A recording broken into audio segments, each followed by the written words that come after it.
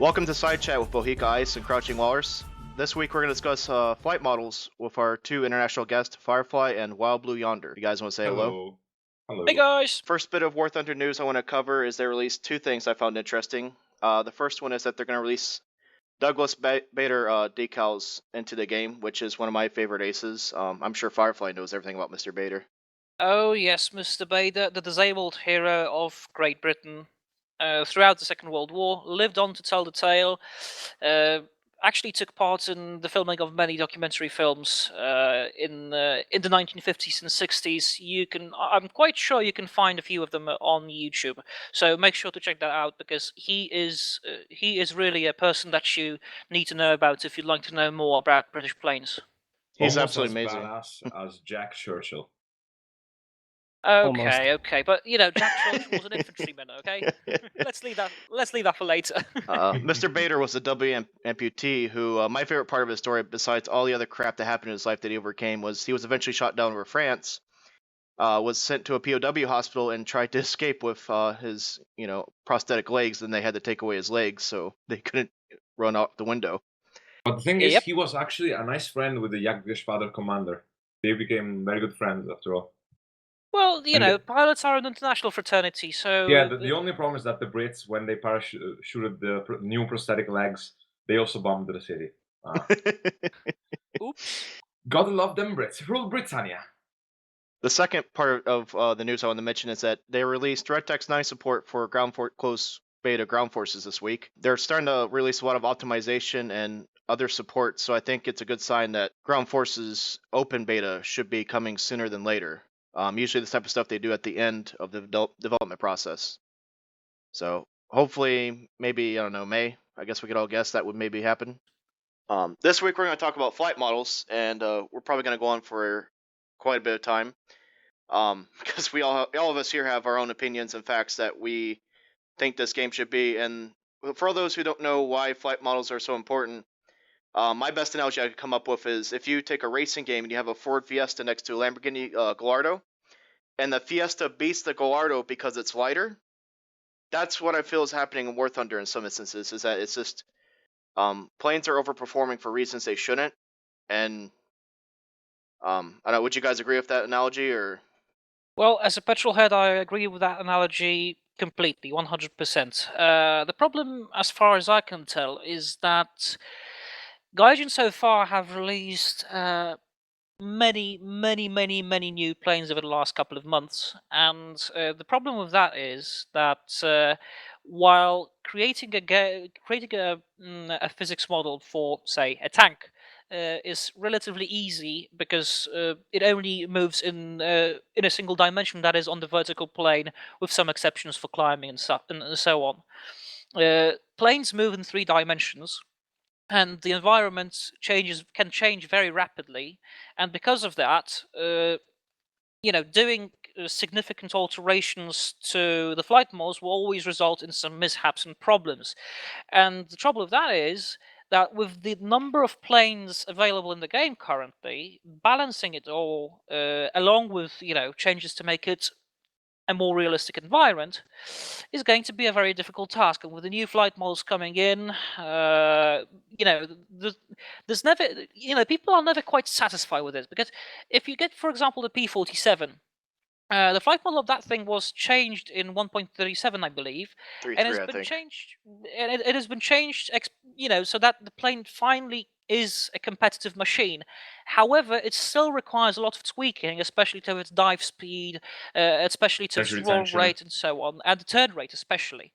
So, there's a very tough balancing act ahead of Gaijin right now, and given that they want to keep releasing new content because they want to get new players into the game because of the number of stuff they can offer, it's going to be even more difficult to find the time to both fix the fight models that are completely wrong right now, and there's many of them, as I'm sure we're going to discuss later, and simultaneously release new stuff. To be So honest, good. Go ahead, Yonder. well, what I want to say is that to be honest, I think there's way too much content, and they've let the situation out of their hands for Agreed. time. But now they've realized the inputs of the community, and they are willing to change, which is going to happen in 1.39, as they already officially stated in the developer diaries on the forums. And the Yeah, but situation is undoubted, indeed gonna get better. But I mean, we cannot um, um, have perfectly performing flight models all in one patch plus new content. I think that the best thing that they could do after 1.39, with all of the fixed flight models, as in temporary fix, would be to make one patch without no new content, but just flight model updates. And I think that would just make the gameplay better, fix the community winds, and after all, improve the overall gameplay of the product. well, I do agree about the fact that they are not going to be able to make all the flight models correct in one go, and that they have to make incremental changes. That is quite obvious given the number of planes that are available in the game.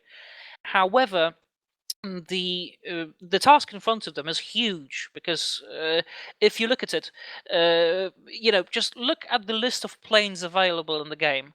From what I can tell, most of them are actually performing incorrectly in one way or another, and we're not even talking about creating perfect flight models which are completely 100% good as far as statistics go, because it's Which going is, to by be the way, impossible with the impossible. mechanisms of mouse aim and the instructor. However, what I think Gaijin should aim for is the feel of an airplane. That is, its performance relative to its enemies that we know it met in the sky during the Second World War and beyond. To make the whole thing more believable, for example, by not making the P-51 turn like a bloody zero. Indeed, I quite agree on that point, but I mean, it's going to take some time. Uh, let's give the devs some faith. I mean, they've realized the mistakes they've done in the past. They're willing to change. They already showed that in 1.39. In my opinion, it will only get better. Hopefully, crossing my fingers.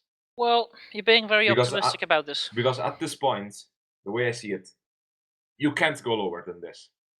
Simply put, Absolutely, this is now time for them to it's a turning point. put They either good make content it or out, break or they're it. gonna lose their main player base. That's bottom line. This is time for them to step up and hit out of the park. Yep. Either make it or break it. That's all.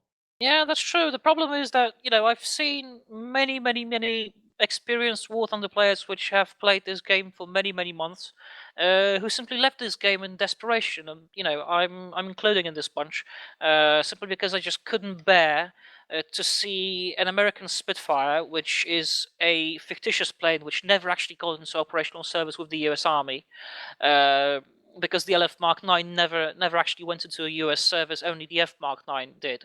A fictitious plane which performs basically like a flying saucer, can kill absolutely everything in its path, and you can actually buy it for gold. So that to me is completely game breaking, and there have been numerous instances of this happening in the past, and I hope that Gaijin, with hopefully a new quality control system implemented, they'll be able to release new content after they fix what they have right now. And to make sure that everything is up to scratch, and not release things like the P-38, which has been broken since its very inception. Or, that's not the list, it's not acceptable that they clearly state that they form a new flight model analysis committee, and an horror of a flight model like the K-84 comes out as finished. That's after 1 year of waiting for that plane. It's just not possible that someone sat down and thoroughly said and thought, this plane is performing like it should. I'm not talking about the top speed and stuff, which are correct. We'll go into more detail later, but it simply does not feel like a plane. Most of the planes, even like the 109s, which in my opinion have been rightly so air quotes, nerfed, air quotes, because they deserved it. They've been diving like after PVT1s, handling way too volatile speeds for each patch. But now, look at the 109Es, for example. They just don't feel like good planes anymore, even with a joystick. So, Well, they next actually feel patch, better to me because I refuse to fly the BF-109s mainly because of the reasons that you brought up. That is, overperforming in certain performance aspects. However, although the BF-109 flight models themselves have been fixed in a large part, some have been quote unquote over nerfed, like the G10, and some actually most have been given overheating engines, and that that to me is a big problem area which precludes me from flying one of these. Me leaving War Thunder notwithstanding, but and take the FW190s for example. They now have very decent flight models, which more than admittedly decent, I have have to been say. fixed. Excuse me. More than decent, I have to say. Yeah, they are actually very good for what this game is, and for the mixture of realism and arcade gameplay that we have. They are very, very good, realistic feeling flight models. However, the overheating issues prevent me from playing this game because I just don't want to play. I don't want to play a realistically modeled plane against planes which are complete UFOs like the I-185, simply because I have no chance in hell of beating them, unless, of course, I fly in a squad or happen to face a complete and utter noob who doesn't know how to fly a plane. So that is a big problem area. That's the KA-84 is only one of the examples of the planes that have been released and have already been broken from day one. And you say about this committee of flight model reviews, this to me, I know I'm going to sound cynical here, but this to me is another opportunity to buy some more vodka and drink it, because so far this thing hasn't worked at all. There were no. I don't think there have been any constructive reviews inside of Gaijin as far as flight models were concerned, because what we got are so many piece of crap planes that you wouldn't believe. But on the other hand, we got some realistically modeled planes like the Yak-9U, which are unplayable because their opposition is usually completely overperforming. All right, so let me cut you guys off for there. What we're gonna do is we're gonna go through and pick one plane that we think is a realistic and good flight model that players should be expect the rest of the planes to eventually meet up to, and one plane that is garbage flight models that shouldn't be in the game either because they're massively underperforming or they're game-breakingly good. And we'll start with the US tree first. And Walrus, what's your two? I guess I'll start with best.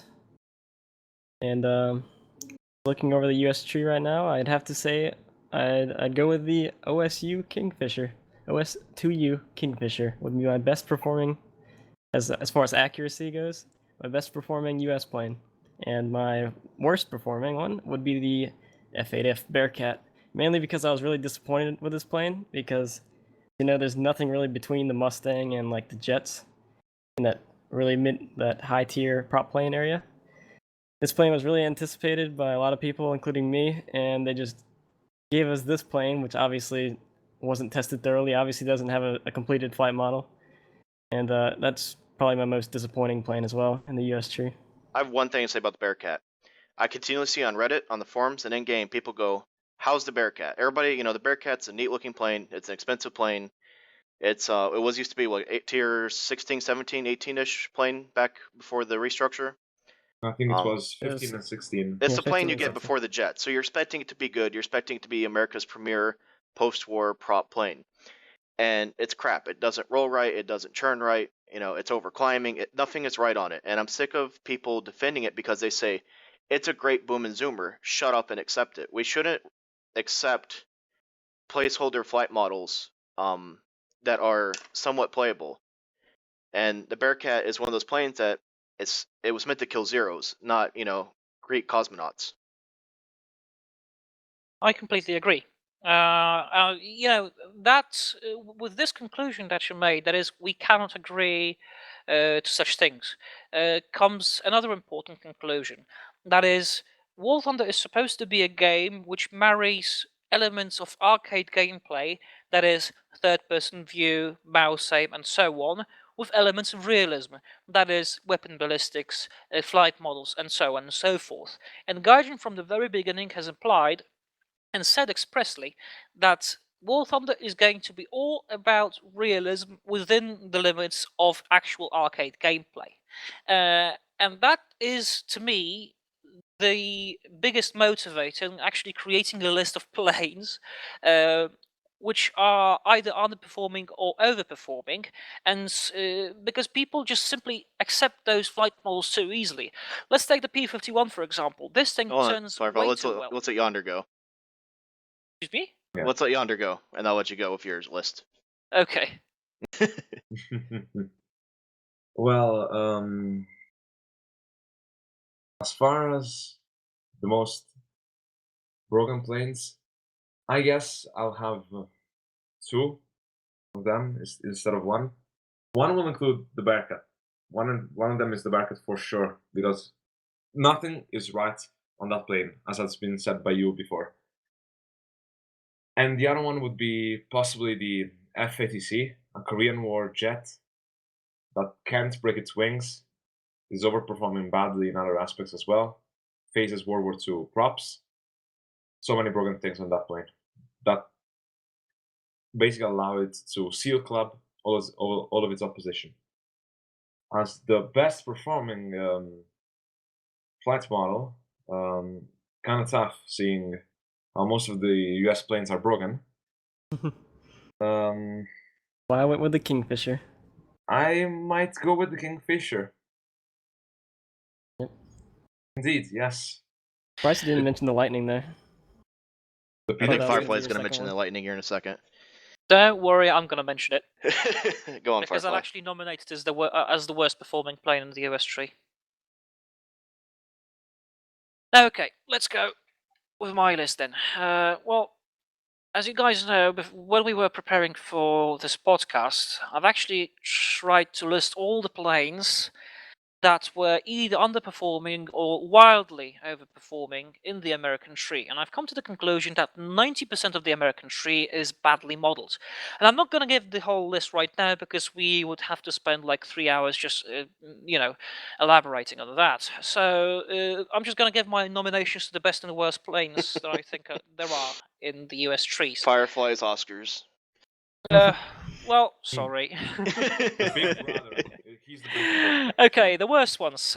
P-38 Lightning. Without a shadow of a doubt, this is the single worst performing plane in the American tree to me, because it underperforms. Well, Walrus, please give the link to our viewers. To your P-38 flight model test. I don't need to talk about this. Just watch Walrus's video. He did an excellent job documenting its problems. Needless to say, this plane goes 100 kilometers per hour too slow, and that on its own should disqualify it as a flight model, and it's been like that since its launch way back a few months ago. Now, the second worst plane I would like to nominate is actually the Premium Spitfire, because no plane before or since has ever caused me so much frustration with this game, and I don't think anything will, because if you think about it, 1. The LF Mark 9 Spitfire never served with the US Air Force. 2. The plane has the performance of a flying saucer. 3. It's available for anyone to purchase, provided you have the right amount of gold. 4. Everyone falls under the myth and the spell that the Spitfire was the best plane ever and single-handedly won the war. Well, maybe not exactly single-handedly. If History Channel is to be believed, the P-51 helped them along. So these are the worst performing planes, and I'm afraid I'm gonna have to agree with the boys on the best performing plane in the US Tech Tree flight model wise, and it has to be the O2SU Kingfisher, simply because there's nothing wrong with it. I'll challenge you. I think the best flight model in the American tree is the Catalina. Oh, that's an interesting proposal. That's a proposition. I have spent. It turns way too well. And his damage model is too tanky. Anyway, I've spent most of my time in the American tree. That's what I got to rank all the planes for right now. Probably a good 500 hours. I have 41 of the 51 planes fully upgraded, and I'm not just talking on my ass. I watch the History Channel, I watch the Military Channel. These American planes are not performing like they are, and I almost have to go for a whole series of worst performers. It seems like anything with the Pratt & Whitney R2800 is just total shit in this game. And these are the planes, the Hellcat, the P-47s, the Corsairs, should be 80% of the players that are flying US should be flying that. Not King Cobras, not Mustangs. It's like the Allison engines are running away as UFOs, and all the R2800s are crap for some reason or another. When we got the P-47 update, I think it was 1.33, everybody's like, yay, the P-47 isn't like P-47 for those people who are newer. You used to fly it like a football over Battle of Bulge and just wait for enemy 410 to pick you off because it was complete crap. And the same thing with the Hellcat. People would crash their Hellcat because it was so underperforming that it could hardly take off. And Absolutely agree on that. And also add to that the problems with the radial engines. That is, a single round of 303 rifle caliber ammunition was enough to knock out a radial engine out of Operation War Thunder. Whereas in real life, you could blow 2 frickin' cylinders out of it and it will still go. Yeah, Kobe, what we talked about last week, the R2800 is as American as like apple pie and like Scarlett Johansson, right?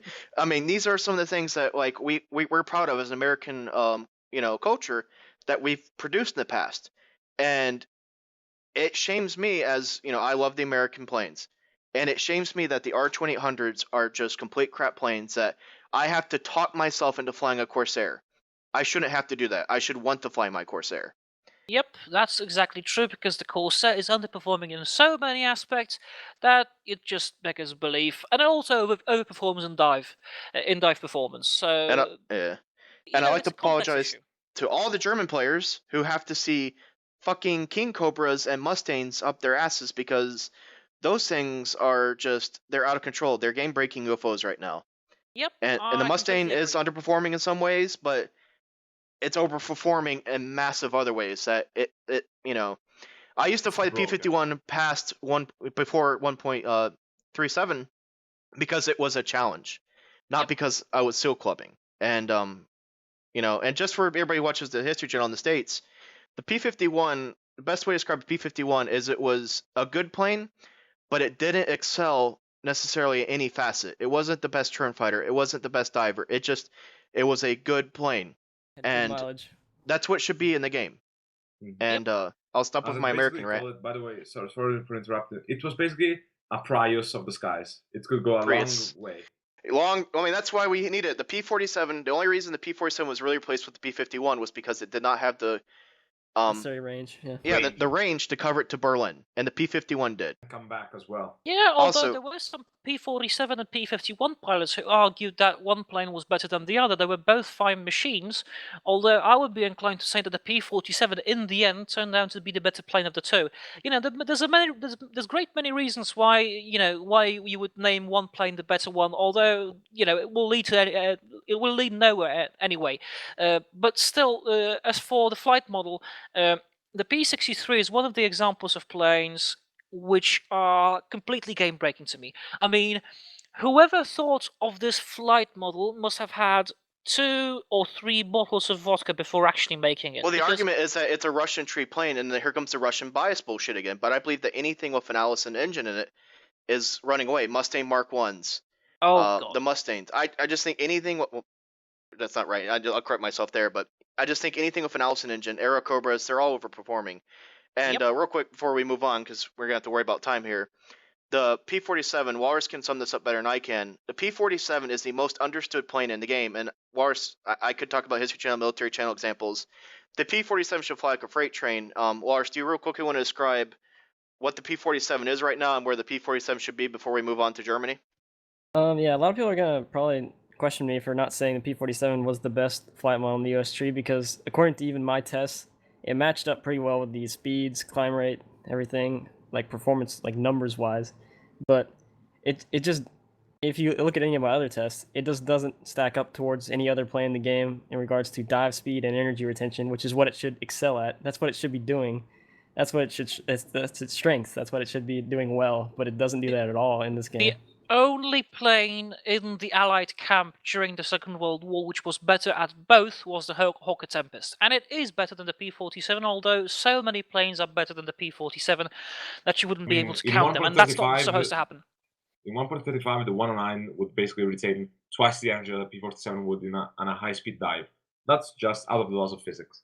I mean, P-47, it's a brick. We got a report from Isaac Newton's grave. He is spitting in his grave, literally. All right, Wars. Faster than the I-185 rules.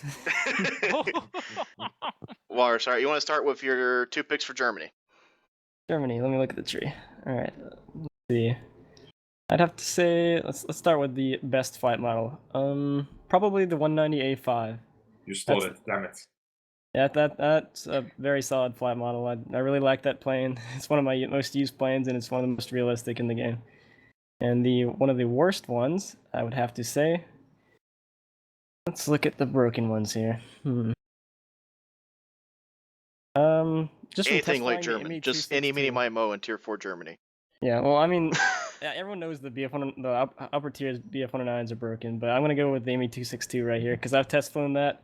And the high altitude performance of that is just so broken, it's ridiculous. I didn't believe Markin and everybody that were actually flying this thing that it was that bad, but once I test flew it, took it up to 3,000 meters, B-17s were outrunning me in level flight. Yonder? Since Walrus picked the A5, I guess I'll have to go for the best flight model with the D13, which recently got updated, by the way, and is pretty much on par, up to specs. I mean to say, with all of the documents and the data I've seen for it, it's as good as it will get, except for the overheating, which is just a game engine bug. It's been confirmed by the dev. It will be fixed.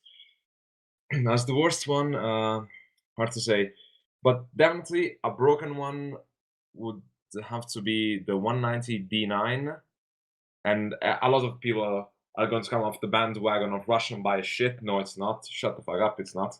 It's just that the plane performs with a configuration that first was never used in combat, and second was never tested. It was just an estimate. It basically is modeled after a C3 fuel plus engine gap sealed plus no ETC rack. And the main thing is that the radiators are also bugged. The flight model is pretty much spot on for those stats. It's just that it shouldn't be there.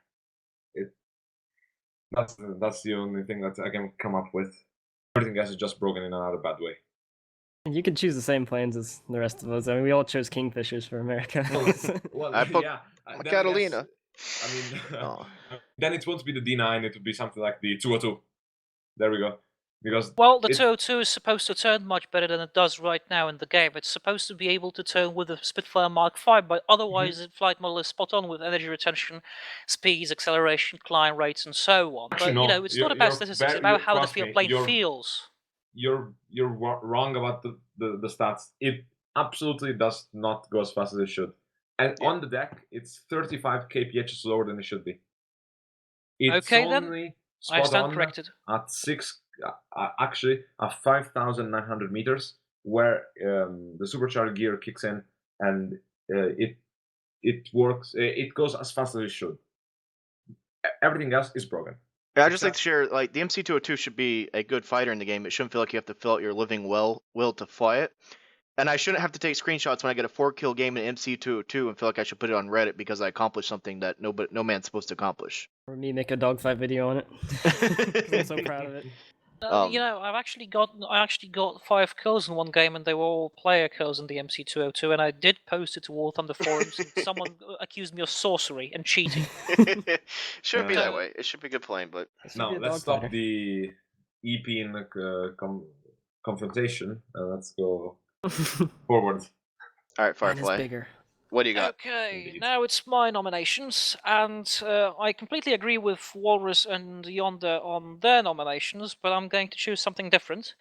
To me, the best flight model of the Germans is actually the Me-410. And the reason why I'm saying this is because unlike most other twin-engine planes in the game, the Me-410 actually feels like a heavy fighter. That is, it does not turn with Spitfires, it actually loses energy quickly, it dives very well, but it's easy to lose control of it unless you're using air brakes, in which case you lose energy much quicker than any other plane anyway. And it is an accurately performing plane, although in some aspects, some versions of it used to be under-tiered. Now the B6R3 with its 30mm is now correctly tiered at rank 4. As for the worst ones, well, there's a couple of those that I actually have listed over here, and I would probably go with the German P-47, which, for reasons unknown to the human race, performs better than the one wielded by the Americans. I don't know And what the gets an air Germans. spawn on Bulge. Yes, it does get an air spawn, and so does the Focke-Wulf F8 and many other planes. But Yeah, it's listed as an attacker for some reason in the files when it should be a yeah, fighter. and it doesn't even have the ability to carry bombs simply because the Germans never actually use those things operationally. And the fact that the Germans didn't operate them in war zones is pretty much obvious to anyone, and that's why I'm always against the idea of premium captured planes and captured planes in general. However, the fact that the P-47, the German one, performs better than the American one in some respects. I've had German P-47s walk away from me from the same energy state by out-accelerating me, out-diving me, and turning with me in an identical plane only fielded by the Americans, which was fully upgraded and which I have considerable experience in. And is I think my most flown American plane in the game, despite its performance limitations. So I'll have to go with the German P-47 because that, to me, is another prime example of pay-to-win mechanics, which should never be present in a free-to-play game if the developers were to respect the player base. Yeah, Firefly, I actually have a story. I think there was one day I was in my P-47 D-28, where I was just getting clubbed by a premium German P-47, and I was at one point standing up, pointing at my monitor, saying "F you, F you, F you, F you, F you," and just walked away. Just because there's nothing you can do. It zoom climbs. It does this. I agree. Like, I don't understand. These planes need, like, it's a P-47 with an R-2800. There's not that much different. Okay, if they're gonna have the German P-47 captured plane in there, have it perform as the freaking American one. If a German player wants to fly a P-47 because he likes the P-47 or whatever, I can try to accept that in this quasi-history, but make it the same damn plane. Yeah, exactly. It actually exactly. shouldn't be as high performance as the American one. This is the fuel. I was about to say that. If anything, it should be slightly lower. Yeah, because of the low availability of high-octane fuel, and no availability of any sort of spare parts. I was going to say, as Kobe explained too, they would have gotten their hands on an older aircraft, which would have, older aircrafts are slower and airframes get bent and what, it should have, time should have had its hands on it too. Yep, exactly. And that's one of the reasons why I don't like those planes and why I think it should be removed completely from the game. Not even corrected, but removed completely from the game, I think. At least not It's for sale. It's just, it's one of those planes which causes me to pull my hair out every single time I go against it in another P-47. It's just that bad. I mean, and I completely agree with your feelings. You had when you had a dogfight with that other P-47, though. But it's just frustrating, and this experience is repeated in every single tech tree. Every single game. In every game, there's always a broken plane that ruins the whole fun and point. And it's just me saying, my God, what have they done? This game just has so much promise. Why did they do this? For my two German picks, I will say by far the tree that I know the least about is the German. I've learned so much from Firefly, from Mark, and talking about it, and I appreciate that because I actually do want to, learn more about history, learn more about other, countries' wartime, not just from an American perspective. But I think one of the most understood things in the game, and I'll say this, I'd say the best flight model, and I could be completely wrong. I personally like the way the BF-109 F4s felt, and at least in previous patches. I don't know, I haven't flown a lot since this patch, but I've always liked the F4. That was good. The G2 though, the instructor seems to kind of backed off because they've, but the G2 I guess is okay, but then the G6 I want to like it. I want to say this is a good 109 flight model, but it just feels like garbage to me. And you have to. I don't know why. It just feels like crap, and then so on. And it comes from overpowered to underpowered to overpowered to nerfed and whatnot. The thing is, and I guess I'll ask Walrus, and you know Firefly and Yonder.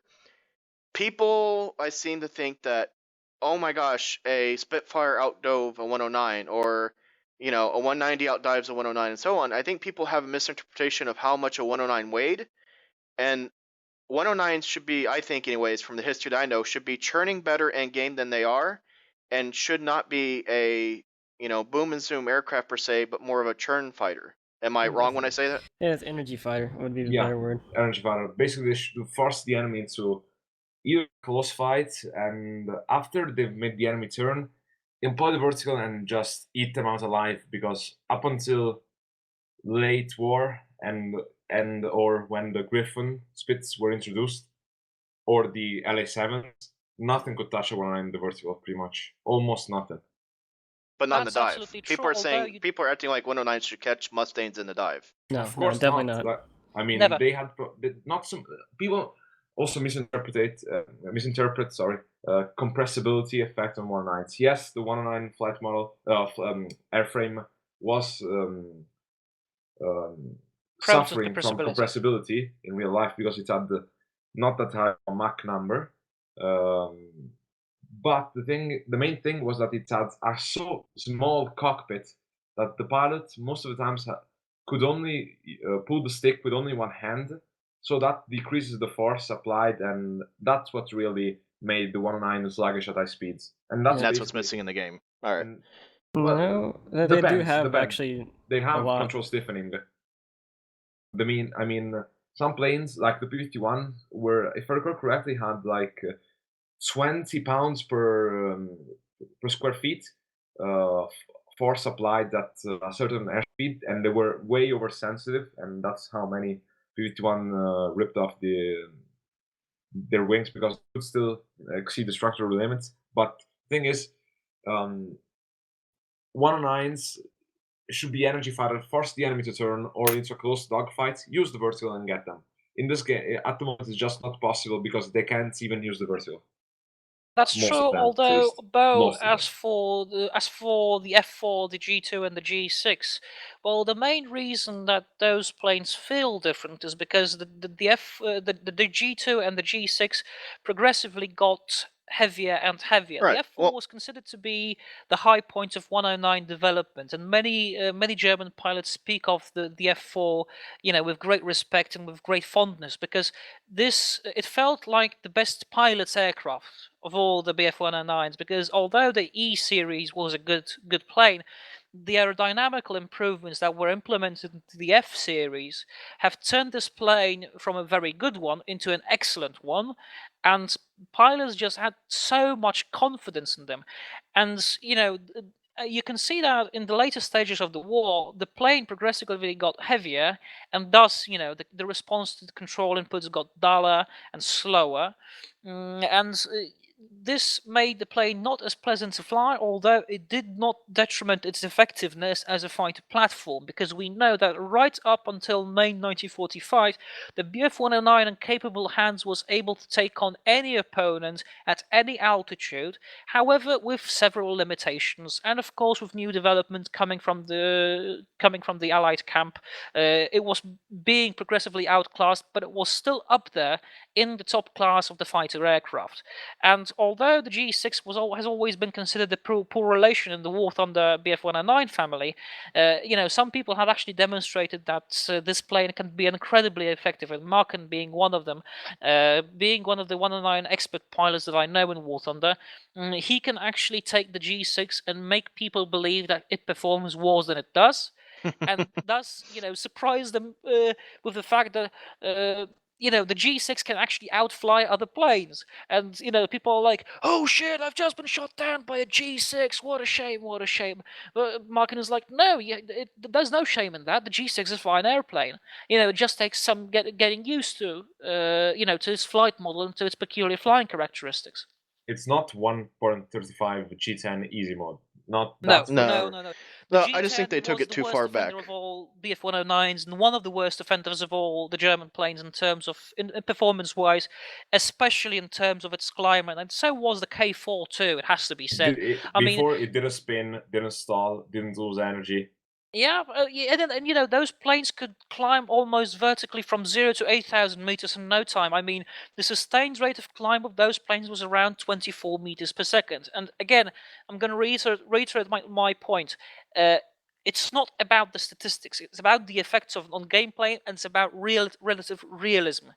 A plane, a BF-109 G10, is not supposed to outclimb any other plane by 2 kilometers at the beginning of the match. It just didn't happen in real life. In real life, climbing wasn't also as important as it is in the current meta game, but that's another story. Yeah, Alright. that's a completely different story, and that's why I've actually suggested limiting the distance at which icons can be seen in historical battles or realistic battles as they are Mhm. known now, because that I think would improve the gameplay and would decrease the the skyrocketing climbing contest that you have at the beginning of every match. But Bo would like to go on to another Russia. topic. I think it's Russian time. Russia Yep. time. Wars. Alright, I guess I'll go with the worst one first because this is easy. I-185. Yay! Everyone took this. Best Russian flight model. I've always been a fan of the Yak series, and the Yak 3 is my favorite airplane in real life, and it's my favorite airplane in game. And according to my tests that I've done, it's probably one of the more accurate performing planes in game. So I'd have to go with the Yak 3 as the most accurate, probably one of the best flight models in the game, in my opinion. Agreed on both accounts. Spooky sound there. Yep, sorry.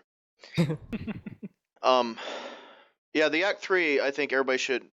I think all players, if you have access to the Act 3, should fight, 4 or 5 dogfights with it and get used to the way that plane feels, because I really feel that that's where this game's going to hopefully go, with all planes eventually kind of matching that type of gameplay. And you're going to get your ass kicked in the Act 3 in some ways than others because of, it doesn't churn at high speed on a bank. It has, a little bit of stiffening and so on. But I think that's more of an accurate feeling aircraft than anything else is right now. Mhm. As far as my data is concerned, I feel that the Act 3 matches it perfectly. And again, like Walrus, I'm a great fan of the real life Yak 3. And I completely agree about its, the fact that it matches its real life performance in game. I mean, this is a plane that, irrespective of performance statistics, again, this is how a plane should feel. They've modeled it closely enough that even with a mouse, the flight model is entirely believable by anyone who has any knowledge about the Yak series. It feels light, it feels agile, and yet it has plenty of downsides. That is, its performance at high speed, mostly. Because it was never intended to be a high-speed fighter, and especially was never intended to be a high-altitude fighter. There's a reason why the Germans were so afraid of facing them at below 4,000 meters, and that's because the Axe simply outperformed most of the plane at this altitude and the tactical requirements of the Eastern Front. And the Russians have actually employed that to good effect, and it was a very effective plane. However, it has to be said that it is a slightly under-tiered plane, although it's a good thing it is a slightly under-tiered plane, because it actually went into service in 1944, and it's a Tier 3 plane, and the Yak-3P with 3 cannons actually went into service in, I believe, April 1945. Yeah. So, which means that the plane theoretically should be a rank 4 plane. However, it's a good thing that the plane is under-tiered, because as one of the very few realistically performing planes on its tier, it's actually able to face planes equal in terms of performance, irrespective of their correctness as far as flight models are concerned. Simply because if this plane was to face off Shidonkais in every single match, it would have been utterly ruffle stomp every single time. And I mean, it would take a complete noob or a complete idiot to get killed in a Shidonkai by a Yak 3. Well, I'm not gonna be modest about this one. I've killed many Shidonkais in my Act 3. And that was to me a source of satisfaction. However, whenever you get put into a rank 4 game, the fact that you have to work on on those kills so hard makes every single kill that much more satisfying. And the fact that you're flying a realistically modeled plane is even, it is the cherry on the top. I just love it, love this plane to bits, and I completely agree with Walrus suggesting that it is one of the best performing planes in the Russian tech tree. So for the second time, Yonder, would you Mhm. agree that 185 and Yak 3? I mean, I think we can all. This would be I unanimous think, decision. yeah, of course, it's an unplanned. Everyone with the same plane and picks.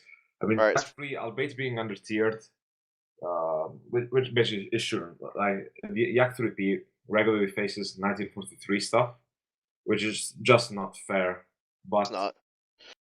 I mean, it's just sear clubbing and ruffle stomping. But Not what I really. have to say, well, I mean, against a 190 A5 and stuff, not really fair. But I'll give it that it's a great flight model. In my opinion, it's one of the best, if not the single best, fighter flight model that we have in game at the moment. A185, it simply performs almost like if it had boosted control surfaces, especially in the roll rate. It can whap way too much. It climbs quite a bit too fast. It cannot stall. You can hang there at 36 miles an hour and pick people off 2,000 feet above you. The thing And for is, it can also not spin, and this is true for all of the Lavochkin family as well. If you have combat flaps on, Yeah, that's with what I was combat about to flaps say. on, you can't stall. That's true. And And spin, also, and the spin. Lavochkins have way too good of an energy retention. Although those planes did accelerate very well and had the high power loading, I don't think they ever had the levels of energy retention that they have in the game. On the other hand, you then look at the planes like the Yak 9U, which to me is a rival with the Yak 3 as far as the most realistic flight model in the Soviet tech tree, because the Yak 9U actually feels like a plane should. Again, it stalls, it has problems with stability at low speed, it overheats in 2 seconds, as the real-life plane did, and you whiners at the forums, for fuck's sake, go and look at historical data about the VK107 engine before you start whining about the whipping, overheating the engine in 2 seconds, because that's what happened in real life, and if it was to be realistic, you would have lost oil pressure in 2 seconds, and your connecting rods would have exited the engine block sideways, leaving punched holes through the engine block, and you would have absolutely no power at all, and you would lose the engine in a minute, basically. And Sorry for the also, insult, guys. He did not take his pills today. It's fine. well, It's got a lot of rage built sorry, up. but whenever I hear those whiners going like, "Oh no, this plane is underperforming so badly," go and look into historical data, you pillock. I mean, it's just horrible. Yeah, horrible. that's a whole nother debate about people using Wikipedia and History Channel, Military Channel to back up their claims, or using Oh, yes. stories to back up Red their claims, Sails. and not, test. I mean, these planes were built by companies that had test edited. These were products, and like all products, they had, cards and information that went with them, and use those. Don't use Wikipedia. Don't use the fucking 42-year-old man living in his grandma's basement in his underwear typing about the Mustang. Hey, don't call me that. All right, so I enjoyed this with you. all right, British. They've got a lot to say here. TU2 is not a fighter. Remember, kids, don't learn from War Thunder. The TU2 is not a fighter plane. It's not supposed to perform that way. And carry on, Bo. Sorry for interrupting you, but I have to plug in. Sorry, Bo. I have to say one thing. Mister, but I read that it was very agile as a plane. It shot down many 109s in dogfights. It was the not best. a fighter. Wikipedia says otherwise. All right, Anyways. Walrus, take us back on track. Britain. Britain. Best flight model. I'm really liking the Tempest 5. I don't have as much experience in the Tempest 2, that's why I can't say anything about that. But the Tempest 5, I think, is a very good flight model right now. It has control stiffening. Its performance matches up pretty closely to its real-life counterpart, and it just seems pretty good. It seems like an airplane. It also has a kind of G-lock as well. The Tempest 2 flight model I really like. The problem is I'm fucking dodging Panthers and Sabres 3 minutes after takeoff, so I don't. Yeah. I'm more defensive flying and screaming and crying and then curling up in a ball than I am actually enjoying the plane. Than dying in a first fireball. That's one reason. Shot down by a saber. That's one reason I haven't gotten to feel for the airplane much, because I've been on fire more than not on fire with that plane. Yes. It's quick balls of fire, Jerry Lewis. Worst plane. I'm just gonna go with an entire series, every twin engine plane. Yeah, I think we can all agree on that. Again, Walruses takes all my picks that I want to take for both the best Of and the course. worst. I just don't need to say anything. Walrus, go on. I'm a redundancy here. So am I. He said everything that I wanted to say. All right, I have opinions. All right. Here, I'll get this off my chest. I'm a huge fan of the Beaufighters in real life. But the Beaufighters' role in real life, people need to understand, is it was used to attack cargo ships, troop carriers, cover troops on the ground. It was meant to go in as a tank and draw zeros down onto it. It wasn't meant to turn fight 109s. It wasn't used to do this. All twin engine fighters are performing, and the Beaufighter by far is the, when I see a whole squadron Beaufighter Mark 6s, I kind of feel sorry for them because you can tell they're a noob squadron. I have probably 180 kills in a Beaufighter. I love that plane. I feel bad when I fly it, but it's one of my favorite World War II planes, and I wish it had more of a realistic flight model. The Beaufighter Mark 21, I guess, is what the Beaufighter Mark 6 and all of them should eventually try to feel towards of, but that's not the worst plane. The worst plane is the Mosquito, because I swear, this is the truth, 20 minutes, me and a Mustang were vertical scissoring across the map back and forth like a dance. Like, I might as well just play music, because we were just vertical scissoring each other all the way across the map, and that should never happen with any twin-engine fighter against a single-engine fighter. But the Mosquito is underperforming in certain ways, but then it takes off in like a UFO, and I love the Mossy. But whenever I'm in a B-17 or a Mustang, I see Mosquito FB across the map, and I immediately pull 180 and start climbing because I know that the thing's going to come at me like a Tomahawk cruise missile, and there's nothing I can do. That's absolutely true. And it makes me feel dirty to hang out with Nigel. But as people on the forums say, don't turn with it. It's performing fine. Just use the roll rate. Yeah, I've never seen accounts of Mosquitoes fighting FW-190s and winning, whilst forgetting that they lost half of their planes in that particular engagement over Norway. Yeah, I love the Mosquito too. I'm a huge fan of it in real life. I mean, I love the Beaufighter as well. The Strike Fighter role was basically, as far as I can tell, in the Western world, it was invented by the RAF. Of course, the Russians had those planes beforehand, and the Germans had the dive bombers and so on. But, as far as modern strike fighters are concerned, we can actually trace their development to the de Havilland Mosquito and the Bristol Beaufighter. And, to see them both performing like they do, and especially seeing Beaufort, which is a bloody bomber, do the exact same thing. Perform 180-degree turns or full 360-degree loops, like they were, I don't know, like a Pitts biplane, aerobatic biplane. I mean, this is just beyond ridiculous. This is probably the single most broken line of planes anywhere in the game, and it pains me to say it because I'm actually a huge fan of British aircraft, and I've spent most of my time in the British tech tree by far in this game, and it just pains me to say it, but unfortunately the British twin-engine fighter and light bomber line is the most broken one in the game. It's just horrible, horrific. It's bad to worse. And the Vampire, don't get me started on that thing. First, it gets a MiG-15 flight model. Then it flies like a bloody brick with a parachute attached to it and a jet engine. It's just awful. Awful piece of crap. And, I know a few people who like flying it just for the troll factor, because whenever you see a guy flying a Vampire, you assume that he's either a noob or a masochist. Because a noob because he doesn't know if this plane is any good, and he's just bought it, and he'll think like, oh yeah, I'm gonna kill planes in my 1945 vintage Vampire. No, you're not. Trust me, you're not going to kill anything. However, there are a few people that I know of, including one in our squadron, Home 2009, who's a staunch enthusiast of the Vampire, both in real life and in the game, and he happens to have killed MiG-15s with that thing.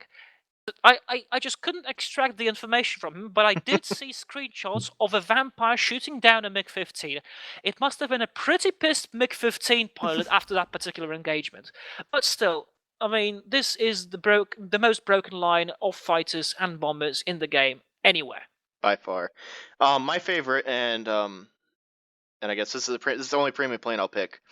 is the boomerang. I feel is for me the funnest and the best flight model in the game, and the reason why, it doesn't overclimb, it doesn't doesn't fly in a dive, but the way it churns, the way it stops, the way it rolls, the way it feels like a. And have you ever there's boomerang videos on YouTube. The thing flies like an RC plane, and it kind of flies like that in a game, and it's very smooth. And one of my problems with War Thunder, just as a gameplay status, is that when you mouse fly, it constantly wants to reset you like on a 0 axis. So when you turn the plane sideways, it won't hold there. The second you let go of the rudder or the elevator, it wants to just flop right back down to the 0 axis, which I like to do a lot of deflection shooting, which makes it a challenge. And so you're constantly trying to trim with your rudder or whatnot to fight the instructor or whatever it does that wants to kick you back to 0 axis. And the boomerang's the only plane that you can really overcome with that and do some really nice deflection shooting with. Yeah, I agree completely about the boomerang. I mean, it's a very realistic flight model as far as I can tell, as with the data that I have in front of me right now, and it's incredibly pleasant to fly. It's a very good overall package, even though it looks like a bloody toy. It literally looks like a boomerang when you look at it from up top, and that's probably where the name came from. And it's a very pleasant thing to fly. And to further my point, the boomerang isn't how do I put it? Some of the flight models feel glitchy, like you do like a half turn and then it sticks a little bit, or it wobbles, or it does that. The boomerang is a smooth flight model all the way through. And you watch these videos of real planes at air shows or demonstrations, they don't sit there like a Bearcat doesn't roll halfway and go, oh, stop, and then roll again. Like the tail doesn't wobble. Yeah, it doesn't do that. It's a smooth aileron churn. It doesn't it doesn't stop halfway through and go, oh, I'm out of energy. Oh, here we go, I fall over. And I wish more planes felt like the boomerang. Yeah, my biggest love about the boomerang is it actually loses energy during a turn. It does not act like it has an 8,000 horsepower engine and just doesn't bleed any energy at all. It doesn't have a perfect aerodynamic profile, and that's modeled pretty well in game, I think. Like the Spitfire Mark 5B, people complain that it's crap. Well, it's crap in many aspects, but the speed loss, it's quite correct actually. It's one of the few planes that loses speed correctly in a turn. And people just get spoiled by the UFOs Mark 1 and Mark 2s and just expect it to be another UFO, but nope. And zeros. Alright, let's talk about zeros. Let's finish with the worst UFO offenders, I think, personally, is the Japanese tree. It's gotten better, it's gotten worse, it gets worse. And I feel bad for the few Japanese, like the hardcore Japanese fanboys that are out there, because they get either... Let's just call them fans. Okay, yeah, fans. I wouldn't call them fanboys. No. Sorry. There's good people between them. Well, but they either get... I'm a fan of the Zeros in real life. I respect what they did against the U.S. Navy. I respect what they did against the Australians. I respect what they did against the Chinese as an invention. The A6M2s and whatnot were dominating planes. They shouldn't dominate like they are in the game, though. And but it seems like Japan either gets placeholder flight models or they get UFO flight models. And I guess what are you two picks, Walrus? Go with the worst one, which I believe is the worst flight model in the entire game. The N1K2J or JA. Pick one, they're the same plane. I knew it. You would pick this one, and I'll pick this one as well. Of course, everyone will pick this one. Everyone in his right mind would pick the plane. I will not pick that. Because you're not in your right mind, but we know it. No, the A6M5 is the biggest UFO in the game. One of the biggest UFOs. No, it is. Maybe the second one after Shirenkai. I challenge anybody to take an A6M5 fully upgraded against a Spit Mark 9 Premium, and it will win. It will win 9 times out of 10. It will out UFO a Spit Mark 9. It's abuser versus abuser fight, I guess. Well, yeah, I'm not gonna. I have all my 6M5s up fully upgraded. And yeah, I go, oh look, Bearcat, come here. Oh look, Mustang, come here. Oh look, King Cobra, come here. Spit Mark 9, I'll take care of it, guys. Don't worry. I have no fear in this plane because I know it's not gonna out climb, it's gonna out dive, it's gonna out roll, it's gonna out churn, everything else in the game. Most honorable. Moving on to my best one. Yeah. The B7A2 is a plane that I'm a big fan of. It flies. Originally, when they first put it out, I was really suspicious of this flight model because it turned like a brick. But it was meant to meet the specifications of maneuvering similar to a Zero, and now it maneuvers much more similar to a Zero. And it seems to match up with the speeds and data that I've found. So it's a fairly good flight model all around, in my opinion. So those are my 2 picks. I actually agree on the Shirenkai. It's undeniably the biggest and most broken plane in the entire game. And I'm afraid I will actually have to agree on the best performing plane. Either that or the F1 M2. One of those two. Pretty sweet airplane. What's your worst performing Firefly? Worst performing. Okay, Actually, best performing, actually. Okay, you said. Well, the best performing one. Okay. Well, the best performing one. I think it should be the A6M3, although its performance is not entirely correct. It's a step in the right direction, I think. And if the A6M3 is anything to go by, the rest of the Japanese Zeros should feel about the same, with small exceptions and concessions made to turning performance or to speed or whatever. That makes me the fact that the A6M3 has control stiffening, that it's basically uncontrollable at high speed whenever you're trying to pull it out of a high speed dive, that to me feels very realistic. Also, I do have to say that I am quite fond of the H6K, although I think everyone is, because it actually feels like the brick it is. As well. It is a brick, and it was a brick in real life, and that's how it's supposed to be. It's not supposed to be a dogfighter, mind you. As for the rest, actually turn very well. Does it? Oh, haven't tried it that much then. As for the worst UFOs, well, there's a number of those I would like to nominate with the Japanese, and the worst flight models in general. The Ka-84 is an absolute abomination. The Ka-43 is a complete UFO. The Ka-61s don't lose energy.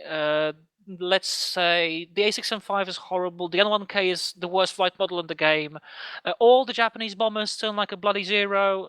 I mean, the list goes on and on and on and on. I mean, I completely agree with you, Bo, about the fact that the Japanese tree is possibly the worst offender as far as broken flight models are concerned. However, I do have an idea which stems from what you said about the Zeros and Mark 9s. Why don't we do a special matchmaker for a day where every single UFO person versus flying UFO. a UFO flight model, that is a P-63, that is the N1Ks, the Mark 9 Spits, and so on and so forth, gets matched up against each other only. That is Amen. UFOs against UFOs only. That would have been quite a spectacle, I believe. UFO cage match, I'm all for that.